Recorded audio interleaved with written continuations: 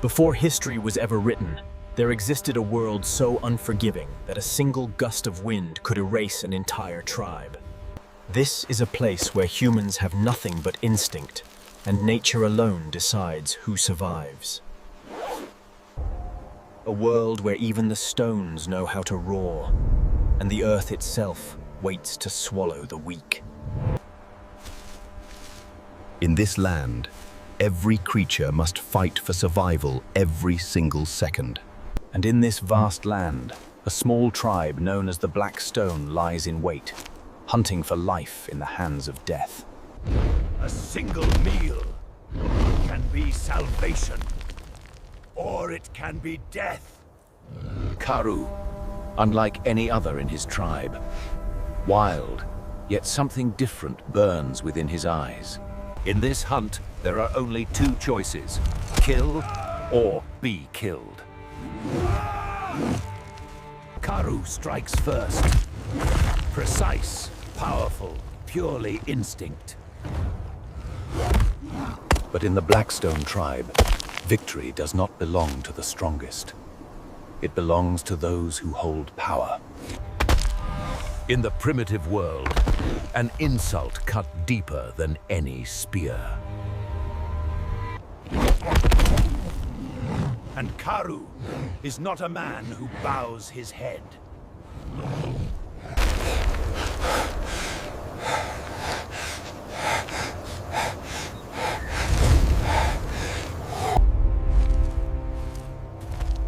And then, the strongest one arrives. In the Blackstone tribe, the leader's force is the only law. One more blow, and he would vanish like dust in the wind. And the judgment comes colder than the night wind. No one saves him. No one dares to stand against power. In that moment, Karu understood he was alone. And here begins the moment that will reshape the future of mankind. He walked through a land where hope no longer existed, only wind and loneliness clinging to his skin. In this vast world, a man cast out from his tribe is no different from a grain of dust waiting to be carried away by the wind. When a man walks alone, death follows, on four legs and with eyes that know no mercy. There are creatures whose single step can make the earth tremble. Those who walk alone on the savannah rarely live long enough to tell their story. But the instinct to survive is stronger than fear. And when the light disappears, the prehistoric world becomes twice as cruel. Beneath that fragile layer of stone, he searched for a moment of peace in a night that would not be gentle. A long night, where only true warriors keep their breath until dawn. Even fire, the rare warmth of survival, is taken by the wind. In the freezing silence of his first night in exile, Karu wondered if this could be his final moment. But then dawn arrives. A gift only the survivors are allowed to receive after despair. In that moment between life and death, a face from another world pulled him back. She did not know who he was, yet she offered her hand, in a world where kindness is rarer than fresh water. This is the Shell tribe, where humans learn to live with the sea instead of fighting it. For the first time, Karu was not seen with hostility, but with the curiosity of children. Sometimes, a single bite is enough to warm a fading soul. He began learning again, like a child born into the world for the second time. From the sea, he learned skills his old tribe never knew. The first knots he learned became the threads that tied two lives together. Here, he learned that fire was not something to fight for, but something to share.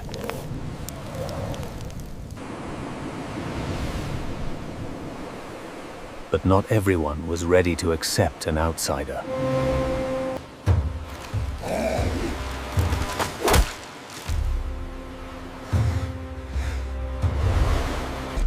And Karoo still carried the fire of the ruthless savannah within him. She knew. He wasn't fighting Torn. He was fighting the shadows of his past. La, protector of the tribe, knew that violence could not live beside the gentle sea. And the judgment came. Karoo could not stay. He had grown used to being pushed away from the places he longed to belong. But this time, someone chose not to leave him behind. They walked away, carrying a small hope that somewhere, a world without blood might still exist. They returned to the old land, carrying hope and a change the Blackstone tribe had never known. Those eyes had never learned trust. They only knew the law of strength and the fear of anything new. She planted in their young hearts the very first seeds of knowledge.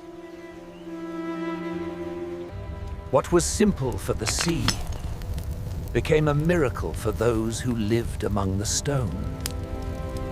And then, in those eyes once shaped by violence, the first spark of change appeared. But nature never waits for humans to change. The giant predator emerged, bringing with it the nightmare of an ancient age. When death arrives, old instincts return. Every soul runs for itself, the slow are left behind. Yet in the chaos, a voice not born of stone began to lead them. And for the first time, Karoo fought not to survive alone, but to protect those behind him. For the first time in their history, they survived not by violence, but by standing together. But nature did not celebrate their victory. The ancient god of this land had finally awakened. The fire of the earth was carving its path for death.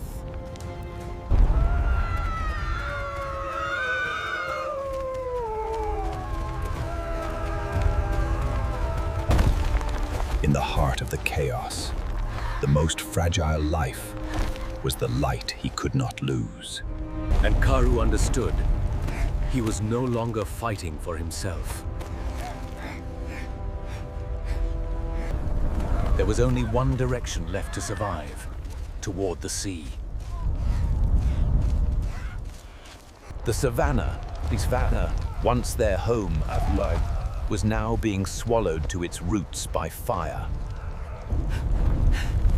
Two weary hearts running against death, each breath a battle of its own.